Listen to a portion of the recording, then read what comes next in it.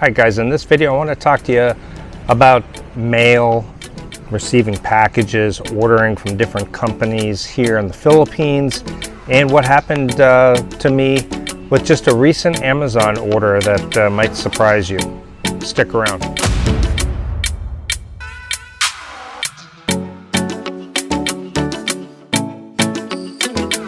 Hi guys, so I get a lot of questions about how do you receive mail and how do you get packages here and what are the companies that you can order from.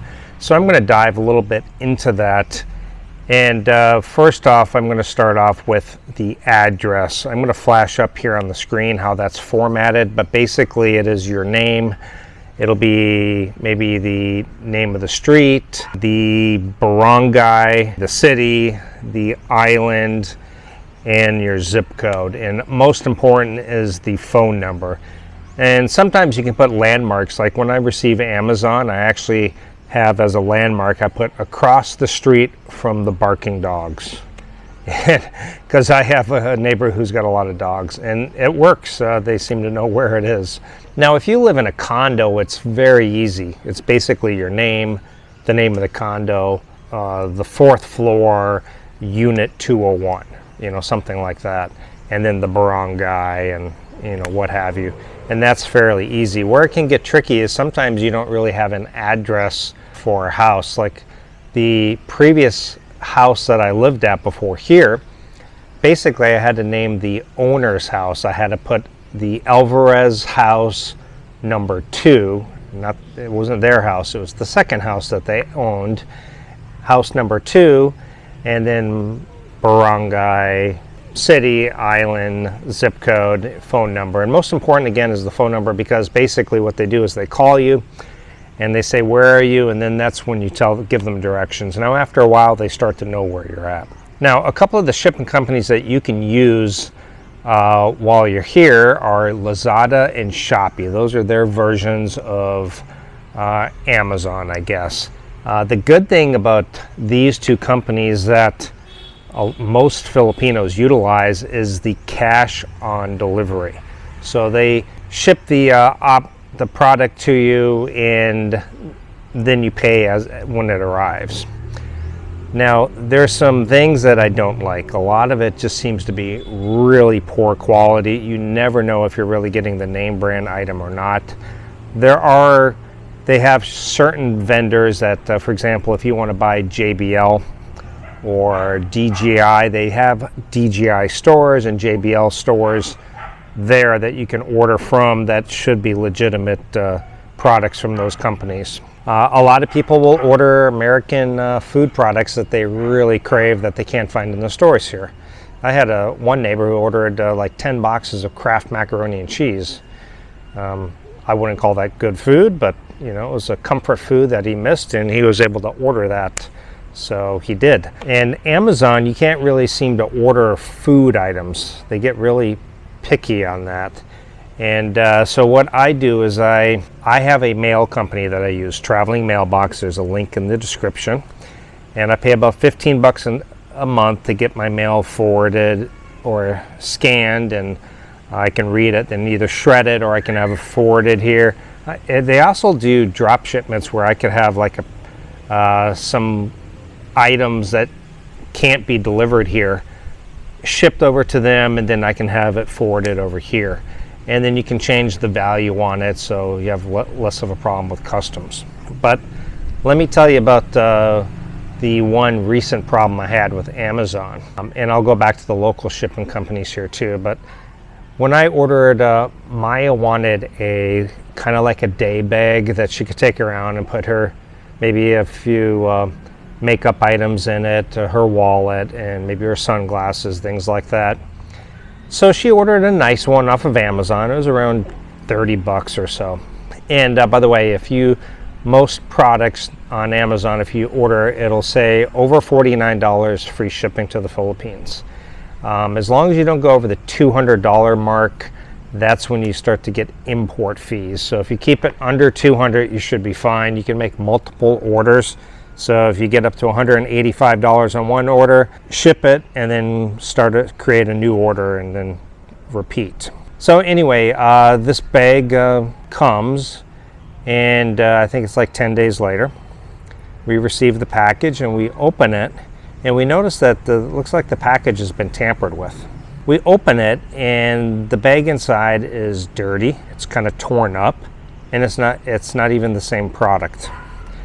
And we're like, there's no way this was Amazon. This had to be like customs, or maybe at the warehouse they saw what the item was and they said, oh, you know what, I have a black day bag, I'll swap it out. So we notified Amazon. They said, okay, free, ship it back. Here's a free shipping label. Drop it off at LBC. We dropped it off. They gave us our money back. We never did order it again. Probably out of a couple hundred Amazon orders now, this is the only one time I've had an issue. But I have talked to other people. Please comment down below if you've had this happen to you. But I've had other people comment that they've ordered Amazon and people have stolen the item or swapped it out with something else. And so that can happen. The good thing, though, with Amazon is they will give you your money back. So that is the good thing. Now, with these other companies like Shopee and Lazada here in the Philippines, when you order an item, if you have a problem with the item, they make it a real hassle to ship back. It is not like Amazon where you go print off a free label and drop it off at the place and you're done. No, they make you go through a bunch of different steps. And if the item is damaged, here's what they want you to do. They actually want you, as you're opening the package, to be filming it so they can see that it was damaged upon arrival. If you just open up the package and then later you say, oh, it was damaged, and they say, well, how do I know? How do we know it wasn't damaged? Maybe it arrived and it was fine, and then you damaged it. So they're really particular on it, and they just want to fight you tooth and nail to return anything. So it's a real pain. So I don't really like to order Shopee and Lazada here. I've had just too much bad experience with knockoff items, very cheap, or it's not what was advertised, and then there's no recourse. It's just hard to get your money back on it. So for the most part, there's a few items that I know I can't get from Amazon that I'll order. But otherwise, I've become strictly, if there's something I need that I know I can't really find here. For example, Maya and I drink, we have a Keurig coffee machine. We order our K-Cups from Amazon with the free delivery. And there's things like that we order on a semi-regular basis. But yeah, I don't know what happens, but I've heard from a few people that this has happened to as well. But somewhere in the warehouse, maybe they're either at the customs place, they're swapping it out. They're like, right now we got a couple of headphones, JBL headphones, coming from Maya and I for our work. The last I saw was that it left LAX on November 26th or 27th, Monday, and I haven't heard anything else. And really, it should be here. So I'm hoping this week it is here. I think it's guaranteed by December 12th by Amazon, and hopefully it's here with no problem, because I don't really want to order those again and have to go through returning them, because Amazon does wait for you to receive the items before they return it to you, refund you rather. So anyway, that's my story about the way things work out here with deliveries. But as I said, usually they're just calling you, sir, I'm on my way, or sir, I'm at your house, and you're like, you had hardly any notice. Sometimes they'll notify you ahead of time, hey, you have a Shopee delivery today. Ninja van with Amazon, hey, we'll be delivering our package today. Other times, no notice at all. Another thing I've noticed is the local shipping companies here, and even with Amazon, like sometimes, I don't know if it's the end of the driver's shift or something, and he has to pretend like he attempted to deliver. And so, like, I've had where they will call you and literally hang up, and then the update on the delivery status is attempted delivery, customer did not respond, customer was not home. And I'm thinking to myself, I've been home all day, I've had my phone on me all day, nobody has you know, nobody has tried to deliver. And so sometimes they do pull that trick. But I'd be interested to hear from you guys. But again, I think Amazon is probably the best route to go. I've only had that one incident. I have heard from others that they've had incidents too. I have used my traveling mailbox. Again, there's a link in the description. I've had them deliver a package out, and it was fine. I think they give you different options. You can do LBC, FedEx, regular postal service, which I wouldn't recommend, and different costs. Just depends on the size of the package and the weight.